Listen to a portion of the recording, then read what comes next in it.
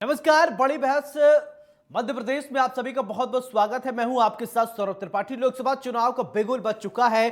चुनाव की तारीखों का ऐलान के बाद प्रदेश बीजेपी कार्यालय और कांग्रेस कार्यालय में बैठकों का सिलसिला शुरू हो गया है, जहां बीजेपी ने प्रदेश की सभी 29 लोकसभा सीटों पर प्रत्याशियों के नामों का ऐलान कर दिया है। वहीं कांग्रेस ने अभी तक मात्र 10 सीटों में ही अपने प्रत्याशियों के नामों का ऐलान किया है।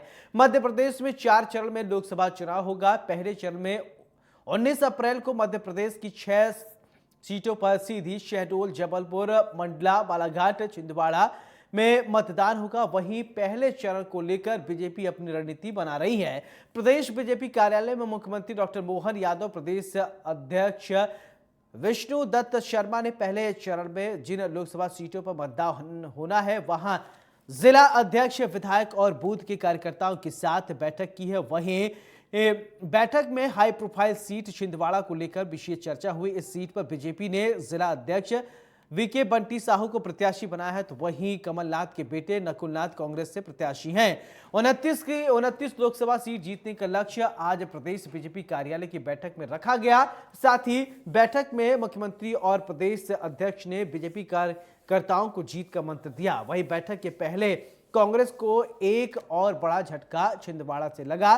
छिंदवाड़ा में कमलनाथ के कट्टर समर्थक अब उनसे एक एक करके दूर होते जा रहे हैं। कमलनाथ ने दर्जन भर से अधिक समर्थकों ने पहले ही बीजेपी का दामन थाम लिया था। अब कमलनाथ के कट्टर समर्थक और उनकी बातों को प्रमुखता से रखने वाले सैयद जाफर ने भी पाला बदल लिया है। सैयद जाफर ने भोपाल में सीएम मोहन यादव और प्रदेश अध्यक्ष बीडी शर्मा के सामने बीजेपी की सदस्यता ग्रहण की है। सैयद जाफर का जाना कमलनाथ के लिए एक बड़ा झटका है। सैयद जाफर का कहना है कि केंद्र सरकार ने सीएए को लेकर जो नोटिफिकेशन जारी किया है उससे प्रभावित होकर उन्होंने बीजेपी की सदस्यता ग्रहण की है। आज इसी मुद्दे पर विस्तार से चर्चा करेंगे। चर्चा के लिए कुछ खास मेहमान भी जुड़ेंगे, लेकिन उससे पहले सैयद जफर से हमारे सहयोगी कुलभूषण ने खास बातचीत की है। इसके बाद मामले पर क्या कुछ सियासत हो रही है, बयानबाजी, सियासी बयानबाजी हम आपको सुनाएंगे।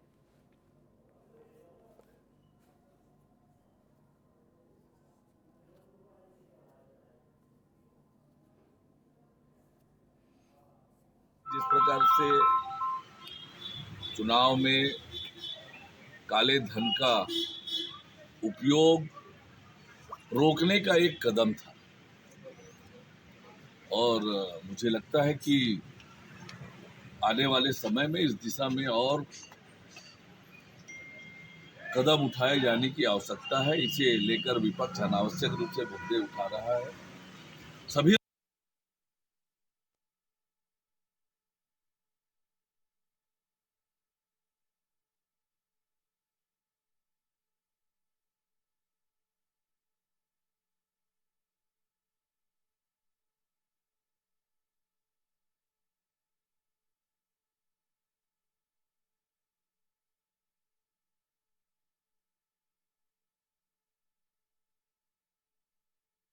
कांग्रेस का दामन छोड़ छोड़कर लोग बीजेपी में आ रहे हैं। कांग्रेस ने अभी हाल ही में अभी कल ही खत्म हुआ है भारत जोड़ो न्याय यात्रा। इससे पहले कांग्रेस ने किया कि भारत जोड़ो न्याय यात्रा, क्या कोई असर हुआ? क्या सवाल है, इसका हम जवाब लेंगे बहरहाल। लेकिन अभी ये आज के परिप्रेक्ष्य में बात करें तो बीजेपी का कुनबा बढ़ता जा रहा है। कांग्रेस के कई बड़े कद्दावर नेता बीजेपी में शामिल हो रहे हैं। इतनी बड़ी एक तरह से लाइन है कि हमको अपने परिवार में सम्मिलित करने में भी लिमिटेड लोगों को, माननीय सतीश जी यहाँ मौजूद है, भगवान दास जी है, बंटी भाई है। बंटी आप आगे बढ़ो, पूरा छिंदवाड़ा आपके साथ है, चिंता की कोई बात नहीं। हमारे चिंतामण मालवीय जी, आशीष जी, संदर पटेल जी, सारे मित्रों के साथ आज मैं सभी लोग, खास करके हमारे शहीद भाई, फिर ये मनीषा दुबे जी, पथरिया की बहन जी, हमारी प्रदेश की अभी कांग्रेस की महामंत्री है, और हमारे परिवार में ही मैं आपका स्वागत करता हूँ। दिनेश श्रीधर जी, बड़े नेता कांग्रेस के, आपका भी स्वागत करता हूँ। और आलोट का तो रतलाम जिले में कांग्रेस के ब्लॉक अध्यक्ष, जनपद अध्यक्ष सब खाली कर दिया, कोई बचा ही नहीं। पूरा नाम पड़ूंगा तो बहुत नाम हो जाएंगे, लेकिन ये अभी अंत नहीं है, अभी तो और काफी लोग बचे हैं। ये सिलसिला जारी रहेगा। भारतीय जनता पार्टी की इस यात्रा में हम लगातार सहभागी बनकर के हमारी नीतियों पर, सिद्धांत पर, नेतृत्व पर जिस प्रकार से आज बड़ी संख्या में और बूथ पर ज्वाइनिंग हो रही है। मध्य प्रदेश भारत के अंदर रिकॉर्ड बना रहा है, हर बूथ की ज्वाइनिंग है। कोई बड़े बड़े नेता नहीं, बड़े बड़े नेता तो आ ही गए हैं, लेकिन हर बूथ पर भारतीय जनता पार्टी ने 370 प्लस मत बढ़ाने का जो अभियान है, इसी रूप में वो आज कारगर सिद्ध हो रहा है। इसलिए मैं आप सभी मित्रों का परिवार में स्वागत करता हूं और आपको विश्वास दिलाता हूं, आपको लगेगा कि आप भारतीय जनता पार्टी के परिवार में सम्मिलित हुए हैं और आप देश के लिए, समाज के लिए भारतीय जनता पार्टी के नेतृत्व में, प्रधानमंत्री मोदी जी के नेतृत्व में हम कुछ करना चाहते हैं। ये भावना आपकी पूरी इस दल के साथ, हमारे नेतृत्व के साथ होगी। बीजेपी आरोप लगा रही कि जब से आपने पीसीसी ज्वाइन किया है, जब से भगदड़ मची है कांग्रेस। ऐसा में ये कि यही सवाल आप रोज पूछते हो, इसका मतलब ये है कि आप बीजेपी के एजेंडे पे काम करते हो। मैंने पहले भी कहा कि पहले भी कहा कि जो लोग गए उनको हम बाहर निकाल चुके थे। मैं नाम पढ़ना चालू करूं तो आपको समझ में आ जाएगा। मैं नाम लेके नहीं कहना चाहता। अब मेरा आप सबसे हाथ जोड़ के निवेदन है, सारी मीडिया से, हमने जो बाहर निकाले वो लिस्ट हमने बाहर की थी। सज्जन वर्मा ने उसमें बयान दिया था, कमलनाथ जी के टाइम पे हो गए थे। जो ज्वाइन किए उनका थोड़ा मेहनत करो, मूल्यांकन करो, आपस में मिलाओ कि किन लोगों को हम पहले ही बाहर कर चुके थे और फिर उनको उन्होंने लिया। जिनको हमने बाहर किया, चुनाव में जो निर्दलीय लड़े, उनको तो वापस नहीं ले सकते हैं। और जो लोग बचे हुए रह गए, मेरे से पहले उनसे पूछ के आओ कि आप क्यों गए। उनको टिकट दिया, पद दिया, प्रतिष्ठा दी, मान सम्मान दिया। 70 साल के हो गए, 75 साल के हो गए, उसके बाद भी हो गए, तो सोच समझ के गए होंगे। उनके लिए मैं पहले भी कह चुका था, आखिरी बार कह रहा हूँ, भगवान उनका भला करे, भगवान उनकी मनोकामना पूरी करे। जिस नियत के लिए, जिस भावना के लिए गए, वो उनका भला हो जाए, ये मैं प्रार्थना करता हूँ। दुख होगा मुझे कि उस दिन गए, उसी दिन माला पीड़ी, उसके बाद आपने भी नहीं बताया उनको। एक भी मीडिया वालों ने वापस उनका फोटो नहीं बताया, सिर्फ माला ही बताई। तो मैं अनुरोध करना चाहता हूँ, एक लिस्ट मैंने जारी की थी पिछले 5 साल वाली, जो गए थे उनकी गति क्या हुई। फिर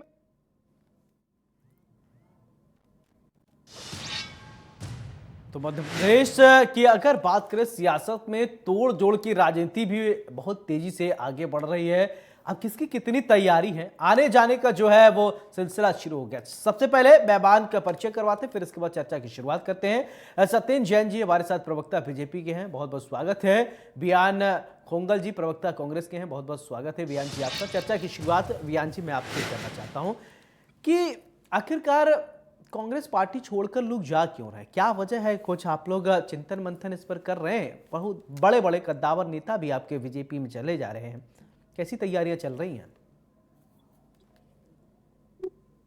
देखिए, कांग्रेस पार्टी विचारधारा का एक विशाल समुद्र है और इस विचारधारा के इस लड़ाई में कांग्रेस पार्टी अडिग होकर अपनी शांति, सौहार्द, प्रेम, सद्भावना, भाईचारे और एक डेवलपमेंट वाले स्टेट्स के लिए, एक डेवलपमेंट और विकासवादी राज्य और विकासवादी जो है सोच और विचारधारा के साथ इस देश को आगे बढ़ाने के लिए कांग्रेस पार्टी लगी हुई है। कांग्रेस पार्टी के पूर्व अध्यक्ष हमारे आदरणीय नेता माननीय राहुल गांधी, उस दिशा में कांग्रेस अग्रसर है। जो लोग भारतीय जनता पार्टी का दामन धीरे धीरे करके थाम रहे हैं, या उनकी पर्सनल जो उनकी महत्वाकांक्षाएं हो सकती हैं, आकांक्षाएं हो सकती हैं, उनकी विचारधारा में क्यों परिवर्तन आ रहा है, ये वे लोग बेहतर बता पाए। हम लोग कांग्रेस पार्टी में अपने एजेंडा पर, कांग्रेस पार्टी की अपनी सोच और विचारधारा के साथ में हम लोग चुनाव में उतरने के लिए कमर कस के तैयार हैं। माननीय राहुल गांधी जी ने लगातार इस देश में यात्रा करके देश ही नहीं पूरे विश्व में एक मैसेज देने का काम किया है कि जो तानाशाही इस देश के अंदर आज चल रही, जो युवाओं के साथ में अन्याय हो रहा है, माताओं बहनों के साथ में अन्याय हो रहा है, किसान भाइयों की आमदनी दुगने करने का वादा करने वाली झूठी सरकार, केंद्र की झूठी मोदी सरकार का जो तानाशाही पूर्ण रवैया चल रहा है, जो लोग उससे डरते जा रहे हैं, वो कहीं ना कहीं जो है भारतीय पार्टी और अन्य दलों का दामन थाम रहे हैं। जो लोग लेकिन डर नहीं रहे हैं, कल जो रैली हुई मुंबई के अंदर, उसमें भी साफ देखने को मिला कि साझा विपक्ष का हमारे इंडिया गठबंधन की जिस प्रकार से जो एक सामूहिक एकता दिखाई दी, जो एक शक्ति दिखाई दी, ईडी, सीबीआई और तमाम एजेंसियों के दुरुपयोग करने वाली भारतीय जनता पार्टी के खिलाफ जिस मुखरता से राहुल गांधी जी ने आगाज किया है चुनाव का, वो बहुत जल्दी इस देश के अंदर से उस विचारधारा को उखाड़ कर हम फेंकेंगे। इस बात की आप और जनता के साथ में तमाम दर्शकों को मैं आश्वस्त करता हूँ। चलिए, आपने आश्वस्त किया, बहुत अच्छी बात है। ठीक है सत्येंद्र जी, जिस तरह अभी कांग्रेस के बहुत सारे साथी जो हैं अब भारतीय जनता पार्टी के पार्ट होते जा रहे हैं, आपका कुनबा लगातार बढ़ता जा रहा है। अब देखिए, आपके इन कांग्रेस के रीति नीति से नाराज होकर लोग बीजेपी में शामिल हो रहे हैं, तो जो लोग आ रहे हैं क्या वो प्रसन्न रह पाएंगे? देखिए सौरभ जी, भारतीय जनता पार्टी की रीति नीति से प्रभावित हो रहे हैं और भारतीय जनता पार्टी उसी विचारधारा में विश्वास करती है जो हमारे भारत की मूल विचारधारा है। और वो क्या है कि का पंथा, जब यक्ष ने प्रश्न किया का पंथा, तो युधिष्ठिर ने जवाब दिया महाजना एन गता सा पंथा। तो मतलब जिस पथ पर हमारे महाजन गए हुए हैं, जिस पद पर हमारे माननीय अटल जी गए हुए हैं, डॉक्टर श्यामा प्रसाद मुखर्जी जी गए हुए हैं, वर्तमान में प्रधानमंत्री नरेंद्र मोदी जी चल रहे हैं, अमित शाह जी चल रहे हैं, जेपी नड्डा जी चल रहे हैं, मध्य प्रदेश की बात करें तो डॉक्टर मोहन यादव जी चल रहे हैं, या हमारे प्रदेश अध्यक्ष बीडी शर्मा जी चल रहे हैं, तो उस पद पर से प्रभावित होकर के सब अगर किसी भी दल के लोग आ रहे हैं, वो भगदड़ मची हुई है विपक्षियों में, सारी इंडिया अलायंस में घमंडिया में टूट गया है, पूरा बिखरा हुआ है, तो उसके सारे नेतागण आ रहे हैं। हमें पहली बार न्यू ज्वाइनिंग टोली बनानी पड़ी, तो उसके लिए एक दार्शनिक भाव ये है, अटल जी ने जो कहा था कि हमारा पथ क्या है, हमारा पथ वही है कि दुनिया के वीराने पथ पर जब जब नर ने खाई ठोकर, दुनिया के वीराने पथ पर जब जब नर ने खाई ठोकर, दो आंसू शेष बचा पाया जब जब मानव सब कुछ खोकर, मैं आया तभी द्रवित होकर, मैं आया ज्ञान दीप लेकर, भूला भटका मानव पथ पर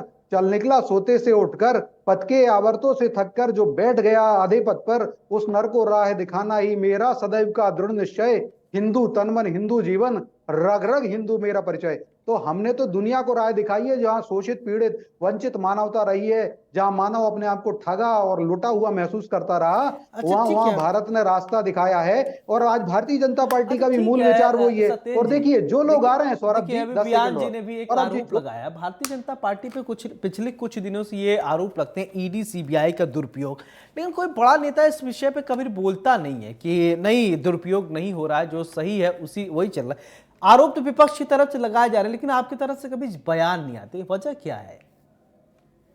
देखिए वजह नहीं, सारे बयान आते हैं, सब आते हैं। अगर ईडी सीबीआई हैं, ये सारी संस्थाएं हैं, अगर आप न्यायालय में चले जाइए, न्यायालय को अगर आपकी बात में दम लगेगा तो उस पे स्टेट वो देते हैं। उसके कारण आज देखिए राहुल गांधी जी अगर बचे हुए हैं, राहुल गांधी जी के ऊपर केस चला, उनकी संसद की सदस्यता चली गई, उनके चुनाव लड़ने तक के लिए अयोग्य घोषित हो गए थे। वो 2 वर्ष की सजा हो जाती तो चुनाव के 2 वर्ष की सजा वाले अयोग्य हो गए थे घोषित।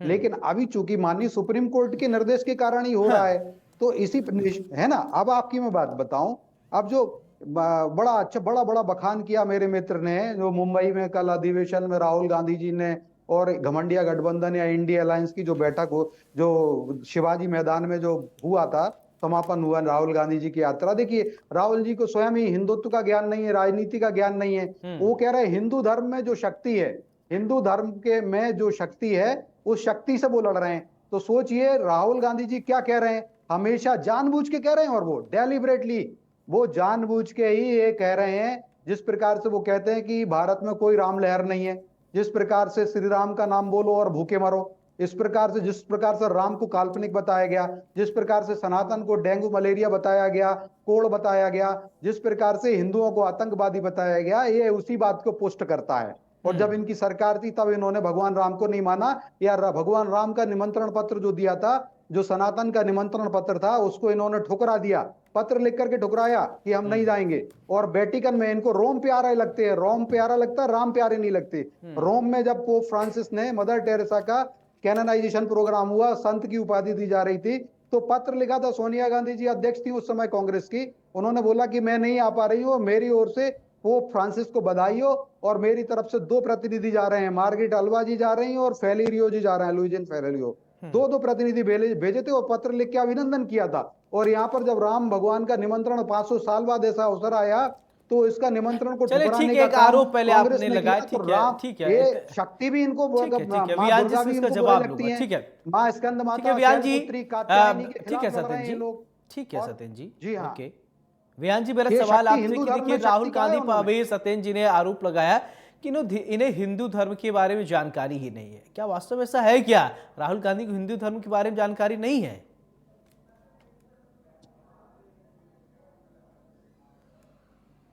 वियान जी, जी क्षमा चाहूंगा, मैं यात्रा में होने के कारण थोड़ा सा वॉइस में डिस्टरबेंस आ रहा है। जी जी जी। अपना सवाल कृपया repeat मेरा करेंगे। सवाल ये कि सत्येंद्र जैन ने अभी आरोप लगाया है कि राहुल गांधी को हिंदू धर्म के बारे में जानकारी ही नहीं है, और ये आरोप लगा रहे हैं, क्या वास्तव में ऐसा ही है क्या?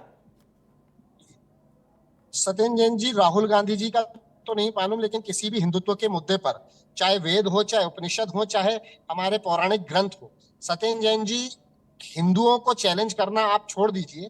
आप चूंकि जैन हैं तो अब मैं आपसे ज्यादा उस विषय में बात नहीं करूंगा, धार्मिक विषय में, लेकिन जरा धार्मिक विषय में जब भी बात करनी हो तो जरा मुझे आप आदेशित कीजिएगा और मुझसे किसी भी धर्म ग्रंथ के ऊपर आप बहस कीजिएगा, राहुल गांधी जी से बाद में बात करना। तो देखिए, सबसे पहले तो मैं ये कहना चाहूंगा कि अरगल आरोप तो राहुल गांधी जी पर बहुत लगा दिए गए, लेकिन आज देश के असंख्य हिंदू युवाओं को बेरोजगारी की भट्टी में झोंक दिया जाता है, उसके ऊपर क्यों सत्येंद्र बात जी, नहीं मैं की आपके जा पास रही? आऊंगा, और आपके पास आऊंगा, सुन लीजिए। आज इस देश का में बेरोजगारी 70 साल में सबसे ज्यादा बेरोजगारी है। इस देश के ऊपर आज 140 लाख करोड़ रुपए का कर्ज है। आज हिंदुओं को सबसे ज्यादा, पूरे विश्व में सबसे ज्यादा महंगा पेट्रोल और डीजल खरीदने पर मजबूर करने वाले ये लोग कब तक प्रभु श्री राम के नाम पर और देश की सेना के और राष्ट्रवाद के नाम के पीछे छुपते रहेंगे? जरा ये भी इस प्रश्न का भी जवाब आप उनसे ले लीजिएगा। ठीक है देश सत्येंद्र के जी, 80 करोड़ हिंदुओं को, देश के 80 करोड़ हिंदुओं को जहां पे संपन्नता के साथ में देश में आगे और अग्रसर करना चाहिए था, उस समय में देश के 80 करोड़ हिंदुओं को मुफ्त का राशन खाने पर क्यों मजबूर किया जा रहा है और उस पर स्वयं की पीठ क्यों ठीक है, थपथपाई जा रही ओके है? ओके, ठीक है वियान जी, सत्येंद्र जी जवाब देंगे क्या? ठीक है सत्येंद्र जी, ओके ओके, एक आखिरी पॉइंट, बोलिए। चलिए अच्छा आखिरी पॉइंट रख लीजिए। आज इस देश के अंदर लगभग 5 सिटिंग मेंबर ऑफ पार्लियामेंट सांसदों ने भारतीय जनता पार्टी का दामन छोड़ा है, अपने पद से इस्तीफा दिया है। सिटिंग सांसदों ने, मध्य प्रदेश के राज्यसभा सांसद ने भी इस्तीफा दिया है, जिसके अंदर क्या उस पर भारतीय जनता पार्टी के लोग कुछ टिप्पणी करेंगे? जब कांग्रेस का व्यक्ति भाजपा ज्वाइन करे तो कांग्रेस को क्षति और हानि हो जाती है। जब भारतीय जनता पार्टी का स्टैंडिंग मेंबर ऑफ पार्लियामेंट, एक चुना हुआ जनप्रतिनिधि, चुना हुआ सांसद, जब दर्जनों की संख्या में जब उनके सांसद और पूर्व सांसद जब इस्तीफा दे रहे हैं, तो क्या उस पर भारतीय जनता पार्टी कोई टिप्पणी करेगी? चलिए अब सत्येंद्र जी, अब बोलिए। देखिए सौरभ जी, बेरोजगारी और बहुत सारे जो इन्होंने मुद्दे बताए, मैं उस सब पे भी आ जाता हूं। और जिस प्रकार से इन्होंने कहा, तो देखिए आज का विषय भी यही है। मुझे लगता है, हमें तो दुख है कि हमारे जो सांसद, जैसे मध्य प्रदेश से अजय सिंह जी के बारे में तो हमारे यहाँ से बताया भी गया, वरिष्ठ नेत्री हैं रीति पाठक जी, विधायक है, पूर्व सांसद रही, उन्होंने भी कहा कि दुख है कि वो छोड़ गए और राष्ट्र रक्षा का, जो राष्ट्र निर्माण का, विकसित भारत का जो निर्माण का जो महायज्ञ चल रहा है, उसमें वो अपनी आहुति डालने से वंचित हो रहे हैं। हम सभी दुखी हैं उनके जाने से, लेकिन उन्होंने कांग्रेस ज्वाइन नहीं की है, ये भी ऐसा ही सत्य है। आप देखिए, हजारों की संख्या में कांग्रेस से लोग नेतागण छोड़ रहे हैं। तो कांग्रेस से जीतू पटवारी जी जो समतलीकरण करने की बात कर रहे हैं कि समतलीकरण कर रहे हैं कांग्रेस का, तो क्या बुलडोजर लेके जो घूम रहे हैं कांग्रेस के नेताओं पे ही चला रहे हैं? तो क्या जीतू पटवारी जी को त्याग पत्र देंगे क्या? या कांग्रेस का केंद्रीय नेतृत्व, क्या जो आंतरिक लोकतंत्र कांग्रेस में अगर बचा है तो क्या बदलना क्यों नहीं है? क्या सो रहा है क्या कुंभकर्ण की तरह केंद्र का, कांग्रेस का केंद्रीय नेतृत्व? या जिस प्रकार से वो कह रहे हैं, जो लोग बीजेपी में जा रहे हैं या कांग्रेस छोड़ रहे हैं, वो पहले ही कांग्रेस से बाहर हो चुके थे। तो बता दो, संजय शुक्ला जी इंदौर से अभी जो पूर्व विधायक हैं, कांग्रेस के नेता रहे, बड़े नेता जिनका नाम चल रहा था कि कांग्रेस से उनको इंदौर से टिकट देने वाले थे। या गजेंद्र सिंह राजू खेड़ी जी जो सांसद रहे हैं कांग्रेस के धार से, वो कांग्रेस छोड़ चुके हैं। वो कब कांग्रेस उन्होंने छोड़ी और भाजपा में आए? ये अरुणोदय चौबे जिनका सागर से नाम चल रहा था। तो ये जीतू पटवारी जी भी कुछ भी किंकरतब विमूढ़ हो रहे हैं। मुझे लगता है कि उनके नाम के आगे जो पटवारी का टाइटल है वो बहुत अच्छा टाइटल है, लेकिन कांग्रेस के नेताओं को सीमाओं में बांधने में जीतू पटवारी जी का जो टाइटल है वो असफल हो रहा है। मुझे लगता है जीतू पटवारी जी को त्याग पत्र देना चाहिए। और जो खुद स्वयं हार चुके हैं इंदौर से चुनाव बार बार, अभी विधानसभा चुनाव हारे, और केंद्रीय जो उनके प्रदेश के प्रभारी आए हुए हैं कांग्रेस के, माननीय जितेंद्र सिंह भंवर जी, वो स्वयं भी 2-2 बार चुनाव हार चुके हैं राजस्थान में। तो कांग्रेस के नेता गण भी जितेंद्र सिंह भंवर साहब के भंवर में नहीं फंसना चाहते। तो मुझे लगता है इन दोनों जन को त्याग पत्र देना चाहिए। अब रही बात जो महंगाई की और बेरोजगारी की, देखिए भारतीय जनता पार्टी की रीति नीति से प्रभावित हो रहे हैं। और जो काम किया है, जो राम के साथ हमने भगवान राम का जो 500 वर्ष बाद मंदिर बना, तो जो हमने आहुति डाली, सौभाग्य मिला, साथ ही साथ हमने रोजगार दिया। आप देखिए ईपीएफओ का डेटा देखेंगे तो 16 करोड़ से ज्यादा रोजगार 9 साल में मिला। और असंगठित क्षेत्र मात्र 5% का, संगठित क्षेत्र ऑर्गेनाइज सेक्टर में आता है ईपीएफओ, और 5% रिप्रेजेंट करता है भारत के पूरे रोजगार क्षेत्र को। उसमें हमने 16 करोड़ से ज्यादा रोजगार दे दिया। अगर हम पूरे रोजगार की बात करें तो लगभग 60 से 65-70 करोड़ से, या कहूँ 80 करोड़ रोजगार दिया। अच्छा, दूसरी बात महंगाई की बात सुन लीजिए आप, महंगाई को बात लीजिए पूरा, और अब पूरी बात लीजिए। ठीक है, ठीक है, ठीक है, कंप्लीट कर लीजिए सब। ठीक है सत्येंद्र जी, आप कंप्लीट कीजिए, फिर बयान जी मैं आ रहा हूँ, बस थोड़ी देर, 1 मिनट और दीजिए। ये सनातन हंता है। अरे आप अपने नेशनल हेराल्ड को बोलिए। अरे भैया, उन्होंने, सौरभ जी ने आपको एक्स्ट्रा टाइम दे दिया था। मैंने तो आपको बीच में नहीं टोकता, मैं आपको बीच में नहीं टोकता। आप भी कृपा करके जो है की बातों को सुना है और विपक्ष की आवाज को हेराल्ड तो कुछ भी बोल सकते हो। मैं इंडिया न्यूज़ चैनल आवाज को आप ना दबाएं आदरणीय। आप नहीं, आप दोनों को बराबर मौका दिया जाएगा, कोई किसी का आवाज नहीं दबा सकता। मुखरता से आप अपनी बात रखिए बयान जी, कौन रोक रहा है? कोई विपक्ष का आवाज नहीं दबा सकता है। आप अपनी बात रखिएगा अपने बारे में, बस थोड़ी इनकी बात कंप्लीट होती तुरंत मैं आपको मौका दूंगा। मैंने भी तो पिछली बार आपसे सेकंड मांगे थे ना। सौरभ जी मेरी बात तो हुई नहीं। हाँ, ठीक है, जल्दी सत्येंद्र जी प्लीज जल्दी कंप्लीट कीजिए अपनी बात।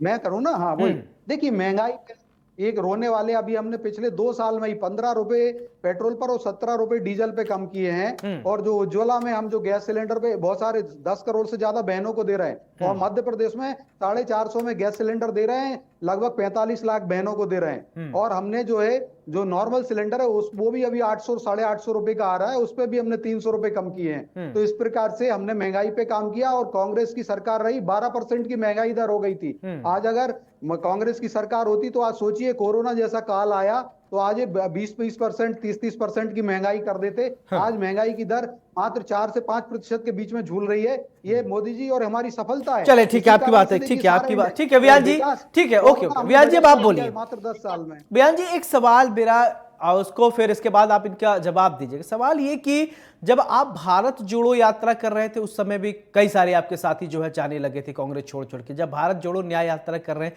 तभी आपके कई सारे साथी जाने लगे। क्या इतनी बड़ी यात्रा, इतने बड़े कैंपेन के दरमियान आप लोगों का ध्यान ये हट जाता है राहुल गांधी का कि पार्टी के अंदर क्या चल रहा है, अंदर खाने में क्या चल रहा है, जिस वजह से लोग ये भाप ही नहीं पाते, लोगों से कम्युनिकेशन गैप हो जाता है, जिसकी वजह से लोग जाने लगते हैं? क्या अगर ऐसा है तो आप थोड़ा समझाएं।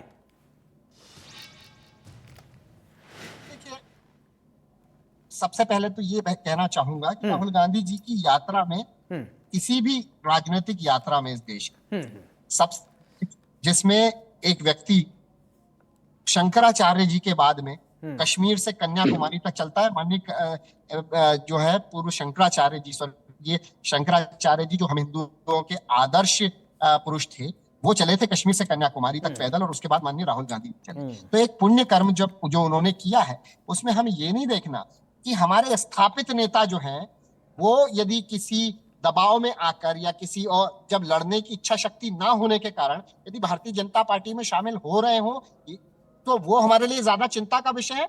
या हमारे लिए हर्ष का विषय ये है कि इस देश का जो बेरोजगार है, इस देश की जो माताएं बहनें हैं, इस देश का जो आम व्यक्ति है और इस देश का जो मजदूर और किसान है, वो हमारे साथ कनेक्ट कर पा रहा है या नहीं कर पा रहा। जब करोड़ों की संख्या में, लाखों की संख्या में जनता अपार जनसमूह के साथ राहुल गांधी जी का साथ देने के लिए तैयार खड़ी होती है, और वो व्यक्ति जो खास तौर से इस देश का जो शोषित और वंचित वर्ग का बच्चा है, जब वो अपने साथ होते हुए अन्याय को देखता है, जब हमारा आदिवासी, दलित और पिछड़ा वर्ग का भाई जिसके साथ में अन्याय हो रहा है, जिसकी एजुकेशन से लेकर नौकरियों से लेकर हर चीज के अंदर जिसके साथ में एक अन्याय व्यवस्था। ठीक है सत्येंद्र जी, कम शब्दों में अपनी बात कंप्लीट कीजिए, हमारे पास, मेरे पास ज्यादा वक्त नहीं। ठीक है, आपकी बात आगे बयान जी। देखिए सौरभ जी, मैं बता दूं, ये जो शंकराचार्य जी से तुलना कर रहे हैं बिल्कुल अनुचित है। कि शंकराचार्य जी पद यात्रा वो चले थे, शंकराचार्य जी चलते हैं और बहुत साधु चलते हैं, और वर्तमान युग में सतत जी बहुत बहुत शुक्रिया आपका, अभियान जी आपका भी बहुत बहुत शुक्रिया। हमारे पास वक्त की कमी है, माफी के साथ शुक्रिया आप दोनों का। ऐसे में बड़ी बहस में आज हमने चर्चा किया कि आखिरकार एक तरफ बीजेपी का कुनबा लगातार बढ़ता जा रहा है और एक तरफ कांग्रेस छोड़ छोड़कर लोग बीजेपी में शामिल हो रहे हैं। क्या कांग्रेस को इस बात का चिंतन मंथन नहीं करना चाहिए आखिरकार ऐसा हो क्यों रहा है? राहुल गांधी ने जब भारत जोड़ो यात्रा किया उस समय भी कांग्रेस को लोग छोड़कर जाने लगे। भारत जोड़ो न्याय यात्रा करें तो भी लोग छोड़ के जा रहे हैं। यात्रा के दरमियान राहुल गांधी जी ये भूल जाते हैं कि अपने पार्टी के अंदर क्या कुछ चल रहा है। बड़ी बहस में मेरे साथ फिलहाल इतने, नमस्कार।